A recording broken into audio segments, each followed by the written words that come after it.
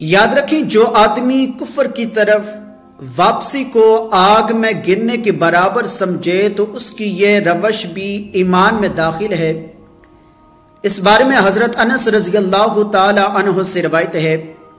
آپ فرماتے ہیں کہ نبی کریم صلی اللہ علیہ وآلہ وسلم نے ارشاد فرمایا،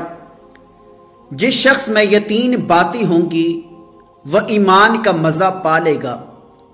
ایک یہ کہ